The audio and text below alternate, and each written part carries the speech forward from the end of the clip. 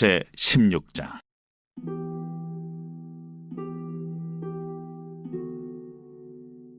아론의 두 아들이 여호와 앞에 나아가다가 죽은 후에 여호와께서 모세에게 말씀하시니라. 여호와께서 모세에게 이르시되, 내 형 아론에게 이르라. 성소의 휘장 안 법궤 위 속죄소 앞에 아무 때나 들어오지 말라. 그리하여 죽지 않도록 하라. 이는 내가 구름 가운데서 속죄소 위에 나타남이니라.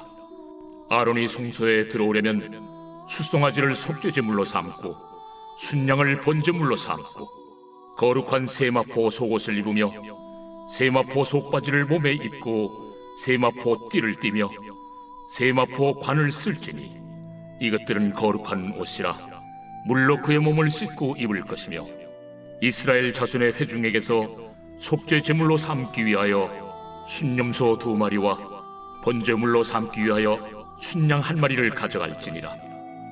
아론은 자기를 위한 속죄제의 숫송아지를 들이되 자기와 집안을 위하여 속죄하고 또 그 2 염소를 가지고 회막문 여호와 앞에 두고 2 염소를 위하여 제비 뽑되 한 제비는 여호와를 위하고 한 제비는 아사셀을 위하여 할지며 아론은 여호와를 위하여 제비 뽑은 염소를 속죄제로 드리고 아사셀을 위하여 제비 뽑은 염소는 산채로 여호와 앞에 두었다가 그것으로 속죄하고 아사셀을 위하여 광야로 보낼지니라.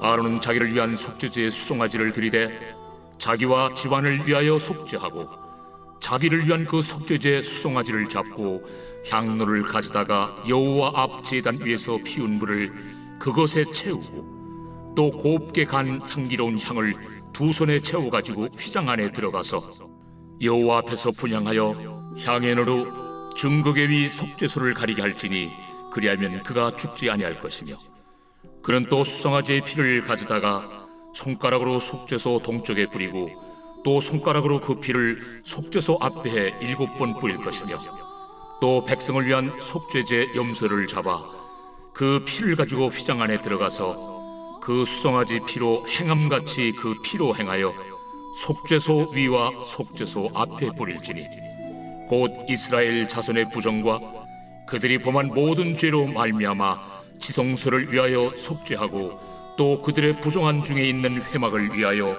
그같이 할 것이요 그가 지성소에 속죄하러 들어가서 자기와 그의 집안과 이스라엘 온 회중을 위하여 속죄하고 나오기까지는 누구든지 회막에 있지 못할 것이며 그는 여호와 앞 제단으로 나와서 그것을 위하여 속죄할지니 곧 그 숫송아지의 피와 염소의 피를 가져다가 제단 귀퉁이 뿔들에 바르고 또 손가락으로 그 피를 그 위에 7번 뿌려 이스라엘 자손의 부정에서 제단을 성결하게 할 것이요 그 지성소와 회막과 제단을 위하여 속죄하기를 마친 후에 살아있는 염소를 들이되 아론은 그의 2 손으로 살아있는 염소의 머리에 안수하여 이스라엘 자손의 모든 불의와 그 범한 모든 죄를 아뢰고 그 죄를 염소의 머리에 두어 미리 정한 사람에게 맡겨 광야로 보낼지니 염소가 그들의 모든 불의를 지고 접근하기 어려운 땅에 이르거든 그는 그 염소를 광야에 놓을지니라.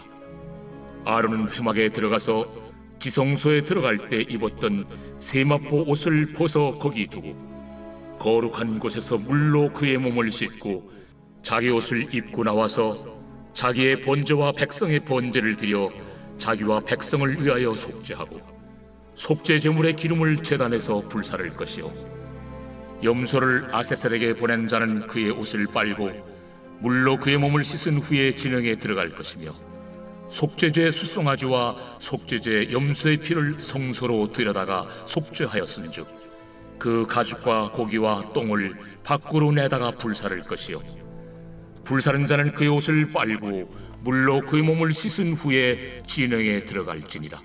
너희는 영원히 이 규례를 지킬지니라. 7째 달 곧 그 달 10일에 너희는 스스로 괴롭게 하고 아무 일도 하지 말되 본토인이든지 너희 중에 거류하는 거류민이든지 그리하라.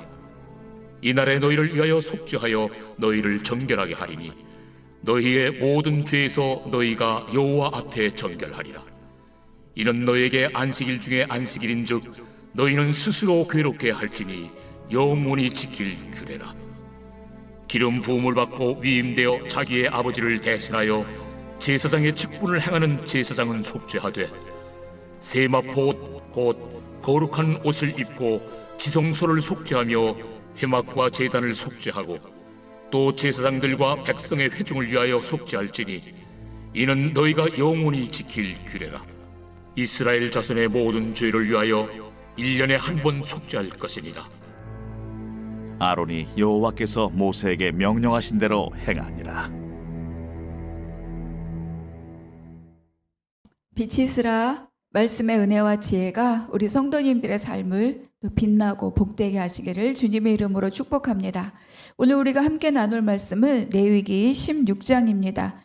16장은 대속죄일에 관한 그런 내용인데 레위기의 가장 핵심이고 가장 절정이다, 이렇게 볼 수 있습니다. 그러니까 하나님의 구원 사역을 우리에게 보여주시는 것이 바로 이 출애굽기죠. 그러니까 출애굽기는 이제 애굽의 억압으로부터 이스라엘 백성들을 건져내시고, 그리고 그 끝에 성막을 짓게 하셨습니다. 그래서 그 이후에 하나님 앞에 어떻게 나올 것인가, 또 하나님과 어떻게 교제할 것인가, 하나님께 어떻게 예배를 드릴 것인가, 이러한 내용을 기록한 것이 바로 이 레위기입니다. 그리고 그 레위기의 가장 중심에 바로 우리가 오늘 함께 나눌 이 16장이 기록되어 있습니다. 그러니까 우리가 하나님께 예배하고 하나님을 섬기고 하나님께 나아가려면 우리에게 죄가 있으면 안 되잖아요. 그래서 하나님께서는 5대 제사를 통해서 하나님께 나아갈 수 있는 방법들을 우리에게 가르쳐 주셨습니다. 그래서 이스라엘 백성들은 죄를 지을 때마다, 또 감사할 것이 있을 때마다, 또 하나님께 헌신을 약속할 때마다, 그럴 때 이 5대 제사의 절차를 따라서 그렇게 하나님 앞에 제사했습니다. 그래서 모든 허물이 있을 때마다 속죄제를 드리고 속건제를 드리고, 이렇게 함으로 계속 죄의 씻음을 받아왔던 거죠.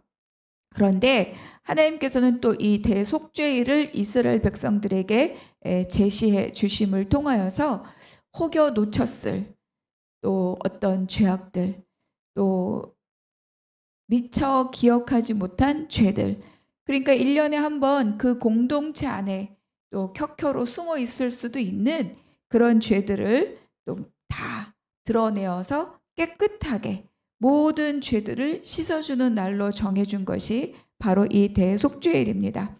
그러니까 미처 깨닫지 못한 죄, 드러나지 않은 죄, 알 수 없는 죄, 묵은 죄, 제사장과 모든 백성들의 죄, 심지어 성막까지 청소되고 정화되는 날이 바로 이 속죄일입니다. 그러니까 모든 것들을 한 번에 싹 처리를 해주는 날이 바로 이 속죄일인 거죠. 그래서 이 속죄일을 통하여서 이스라엘 백성들은 1년 동안의 모든 죄를 한 번에 깨끗하게 다 씻어 주시는 바로 그런 날이었습니다. 따라서 이 속죄일은 이스라엘 백성들에게 바로 복음입니다. 이 날을 지냄으로 마음의 부담이 없어지고 또 모든 짐이 다 씻기고 하나님 앞에 자유함을 얻는 거죠. 그러니까 때마다 생각날 때마다 하나님 앞에 속죄제를 드리지만, 그럼에도 불구하고 우리가 공동체 안에 또 개인에게 또 내가 뭔가 놓친 것이 없는가, 이런 생각이 들 수도 있잖아요. 그런데 그거를 한 날을 정해서 모든 공동체의 죄를 다 한 번에 하나님이 씻어주시는 그런 날입니다. 그래서 이 속죄일은 예수님이 이 땅에 오셔서 자신의 몸으로 한 번에 영원히 온전한 속죄 사역을 이루시는 바로 그날까지 구약의 복음이고, 또 그리스도를 통해서 완성될 복음의 그림자다, 이렇게 우리가 생각해 볼 수 있습니다. 그래서 이 속죄일은 레위기가 전체 27장인데 이렇게 딱 가장 클라이막스, 이 절정에 있는 것이 바로 16장 대속죄일입니다. 먼저 1절과 2절 한번 같이 읽겠습니다. 아론의 두 아들이 여호와 앞에 나아가다가 죽은 후에 여호와께서 모세에게 말씀하시니라. 여호와께서 모세에게 이르시되 네 형 아론에게 이르라. 성소의 휘장한 법궤 위 속죄소 앞에 아무 때나 들어오지 말라. 그리하여 죽지 않도록 하라. 이는 내가 구름 가운데에서 속죄소 위에 나타남이니라. 여기서 가장 중요한 것은 뭐예요? 아무 때나 들어오지 말라. 그러니까 이렇게 하나님께서 이 규정을 주신 이유를 지금 여기서 설명하고 있어요. 바로 나답과 아비후 사건이죠. 아론의 두 아들이 하나님께서 명령하시지 않은 다른 불을 각기 향로에 담아 분향하려고 하다가 심판의 불로 인하여서 죽임을 당했습니다. 그때 하나님께서 아론을 직접 찾아와서 말씀하셨죠. 뭐라고 말씀하셨습니까? 회막에 들어올 때는 독주나 포도주를 마시지 말라. 그리하여서 죽음을 면하라. 그러니까 오늘 본문에서도 아무 때나 들어오지 말라. 죽음을 면하라. 이렇게 말씀하고 있는 거죠. 여기서 말씀하시는 성소의 휘장 안 법궤 위 속죄소 앞, 여기 뭘 말하는 거예요? 바로 지성소를 말하는 거죠. 그러니까 바로 하나님께서 출애굽기 25장에서 거기서 내가 너와 만나고, 그러니까 여기는 바로 뭐냐면 하나님의 임재의 장소입니다. 그러니까 거기에 너는 아무 때나 들어오지 말라. 그러니까 이 말은 시간, 방법, 준비, 절차, 이 모든 것들이 누구에게? 하나님의 법과 기준에 따라야 한다. 이렇게 우리에게 말씀해 주고 있습니다. 여기서 아무 때나라고 하는 것은 아론을 중심으로 네가 들어오고 싶을 때, 네가 들어가야 되겠다고 생각할 때, 그때가 아니라는 거예요. 하나님의 명령하신 때에 하나님께서 명령하신 방법과 절차와 형식을 따라서 와야 된다. 이렇게 말씀하고 있죠. 그래야 죽음을 면할 수 있다. 그러니까 하나님의 임재의 장소 앞에 아론이 서야 되는 때가 있는 거예요. 자, 3절과 4절. 아론이 성소에 들어오려면 숫송아지를 속죄제물로 삼고 순양을 번제물로 삼고. 4절. 거룩한 세마포 속옷을 입으며 세마포 속바지를 몸에 입고 세마포 띠를 띠며 세마포 관을 쓸지니 이것들은 거룩한 옷이라 물로 그의 몸을 씻고 입을 것이며. 3절과 4절은 이제 하나님께서 아론이 성소에 들어오려고 할 때, 여기서 말한 성소는 이제 아까 말씀드린 언약궤가 지성소를 말합니다. 그러니까 3절부터 10절까지 아론의 준비와 백성들의 준비에 대해서 말씀해 주십니다. 그러니까 먼저 아론의 준비는 속죄 제물과 번제물, 제물입니다. 그러니까 아론이 비록 대제사장이라고 하더라도 그 역시 죄에서 자유로울 수 없는 인간인 거죠. 그래서 속죄 제물을 드림으로 그의 뭐예요? 자기 죄를 씻어서 신분을 다시 회복하고, 그리고 또 번제물을 드림을 통하여서 하나님 앞에 온전한 헌신을 드리는 거죠. 그래서 하나님 앞에 나의 헌신을 드립니다. 하나님과의 관계. 그러니까 속죄 제물과 번제물은 하나님 앞에서의 신분, 그리고 하나님과 관계를 해결하는 제물이라고 볼 수 있습니다. 그런데 이제 하나님께서는 먼저 이 아론이 속죄 제물과 번제물을 드리도록 말씀하셨잖아요. 만약에 아론이 그 자신과 그 집안을 위한 제사를 드리지 않는다면 어떻게 될까?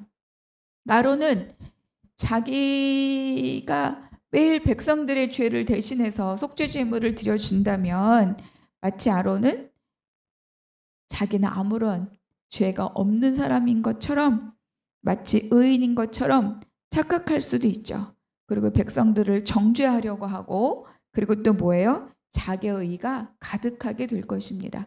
그러니까 하나님께서는 먼저 아론 그리고 너희 집안을 위해서 속죄 제물을 드리고 번제물을 드리라, 이렇게 말씀하셨습니다. 이것은 아론이 너 역시도 죄에서 자유로울 수 없는 죄인임을 기억하라, 이런 뜻입니다. 그러니까 우리가 교회에서 리더로 섬기고 봉사하는 그런 어떤 지도자들, 그리고 또 이런 사람들이 항상 가장 중요하게 먼저 기억할 것은 무엇입니까? 우리 모두가 다 하나님 앞에서 죄인이다.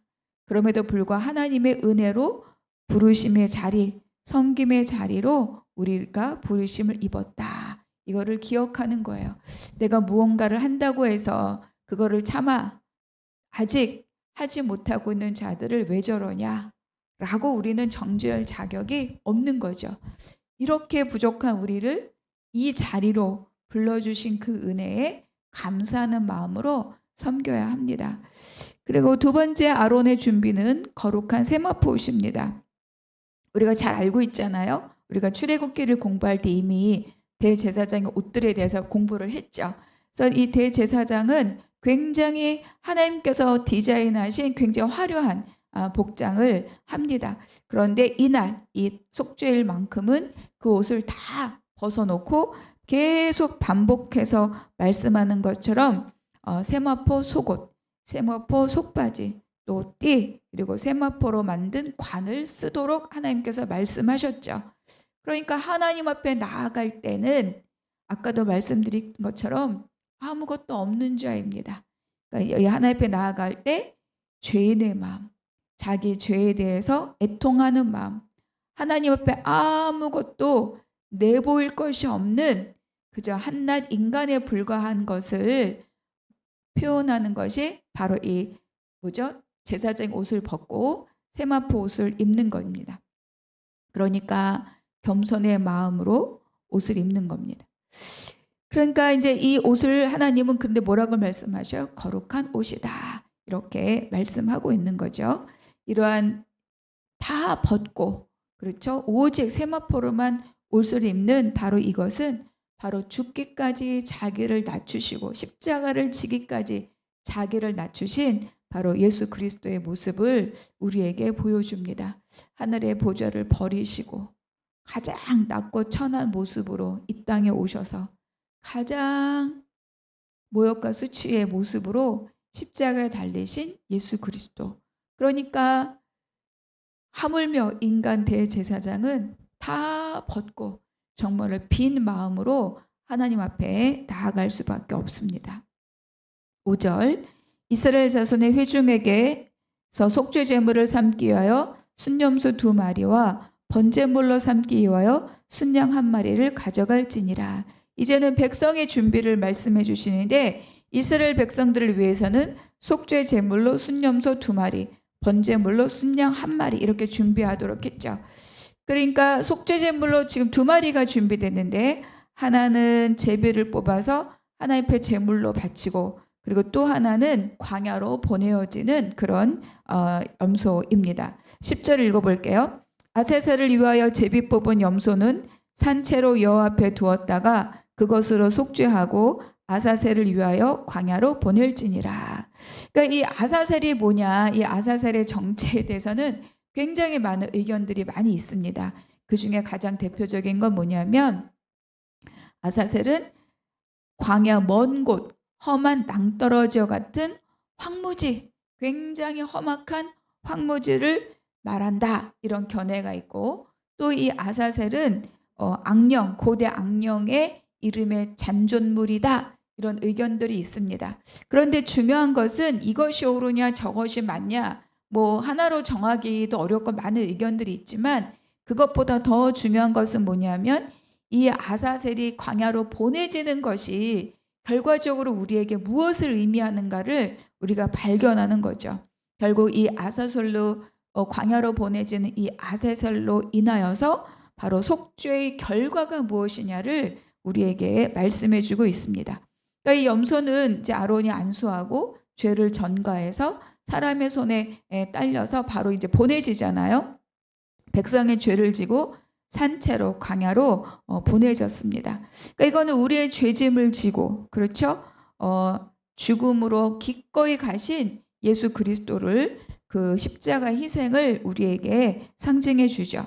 그러니까 이스라엘 백성의 대속의 피와 희생의 피로 거룩하신 하나님께 우리가 나아갈 수 있듯이 우리 역시 예수 그리스도의 대속과 희생의 피로 오직 그 피로 하나님 앞에 나아갈 자격을 얻었습니다. 그래서 이 속죄제 염소는 속죄의 방법 다 태워버리는 속죄의 방법이라면 바로 이 아세설 염소는 속죄의 결과를 우리에게 말씀해 주죠. 아세설 염소처럼 영문 밖에서 십자가에 돌아가신 그 예수님으로 인해서 우리의 죄는 하나님 앞에 기억함도 없이 완전히 멀리 던져진 것입니다. 그래서 이 2마리의 회중의 속죄 제물 속죄제로 드려지는 피로 뿌려지는 염소와 아세살 염소, 속죄의 방법과 속죄의 결과, 그 혜택을 우리가 지금 누리고 있습니다.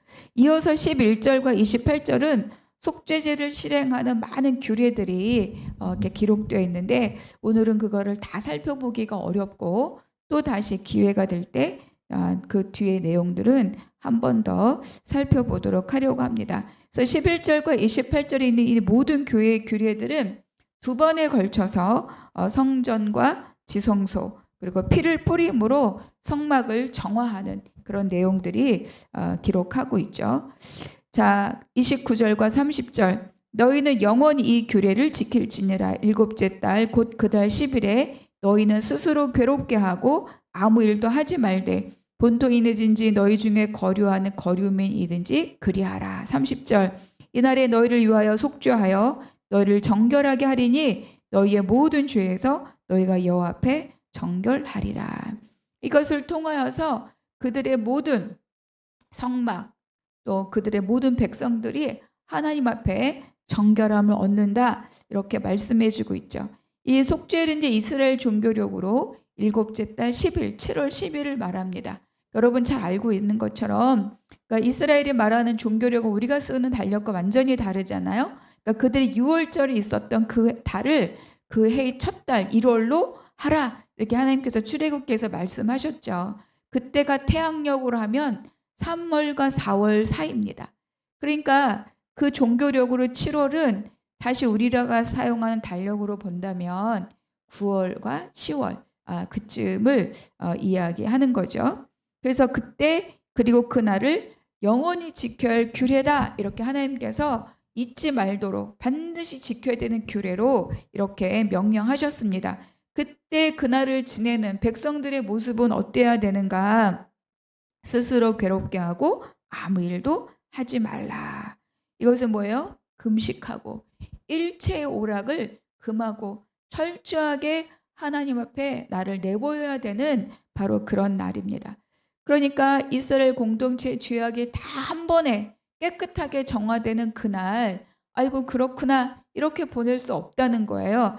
철저하게 하나님 앞에 내 자신을 비추어 보고 내 삶을 돌아보고 또 내 삶을 회개하고 그리고 하나님 앞에 정말로 우리 모두가 죄인임을 철저하게 고백해야 되는 그러한 날로 보내야 한다는 거죠. 그러니까 만약에 백성들의 마음에 이런 철저한 자기 고백과 자기 성찰이 없다면 형식으로 주어지는 것은 아무런 의미가 없을 것입니다. 그러니까 이건 우리에게도 마찬가지인 거죠. 이것은 우리가 예수 그리스도의 십자가의 보혈의 능력으로 죄사함을 얻고 그리고 우리가 죄인임에도 불구하고 또 의롭다 칭함을 받았고 바로 그러한 신분이 또 우리의 존재가 하나님 앞에 화목하게 되었는데 이것을 우리가 철저하게 내가 죄인이었음을 깨닫지 못하고 내가 날마다 하나님 앞에 어떻게 살아가야 될지를 내가 돌아보지 않고 성찰하지 않는다면 예수 그리스도의 보혈의 능력, 그 효력은 나에게 아무런 의미가 없다. 이렇게 우리에게 말씀해 주고 있습니다. 그래서 이 대속죄 일을 통해서는 우리가 의식적이고 형식적인 어떤 절차를 확인하는 것도 중요하지만 하나님께서 이 모든 것들이 바로 우리에게 주신 예수 그리스도의 십자가 사역의 완전성을 우리에게 미리 맛보아 알게 하신 귀한 하나님의 말씀이다. 이거를 꼭 기억하시기를 바랍니다. 오늘 우리가 16장 다 살펴보지 못했지만 우리가 16장을 마무리하면서 첫 번째 나에게 주신 한 구절의 말씀 그 은혜를 기록하고 한번 나누어 보시기 바랍니다. 두 번째 아사셀 염소처럼 나로부터 멀리 내쫓아야 될 나의 어떤 죄악은 없는가? 마음으로, 생각으로, 습관으로, 언어로 내가 정말 나로부터 떼어내고 멀리 쫓아나야 될 죄악들은 없는가? 살피시는 하루가 되시기 바랍니다. 또 세 번째, 또 하나님의 예수님의 십자가의 그 고통이 나의 고통으로 내가 체휼하고 있는지 그냥 정말로 값싼 은혜로 취급하고 있지는 않은지 그래서 내가 정말로 예수 그리스도의 십자가를 통하여서 죄사함 받은 자로 내 모든 일상에서 죄에 대하여 민감하게 생각하고 반응하는 삶을 살고 있는가? 예수 그리스도의 십자가를 깊이 묵상하시는 오늘 하루가 되시기를 축복합니다. 기도하겠습니다. 하나님, 오직 예수 그리스도를 통하여서 정말로 죽을 수밖에 없는 우리 죄인된 나를 하나님 살리시고 또 의인이라 칭해 주시고 또 하나님의 은혜 안에 아버지 살 수 있는 자로 불러주셔서 감사합니다. 하나님, 이 은혜를 입고 하나님 앞에 그리고 이웃에게 겸손한 마음으로 하루하루를 살게 하시고 죄에 민감히 반응하는 하나님 삶을 살아가는 우리 모두가 되게 하여 주시옵소서. 모든 것 주께 의탁드리고 감사하며 우리 주 예수 그리스도 이름으로 기도하옵나이다. 아멘.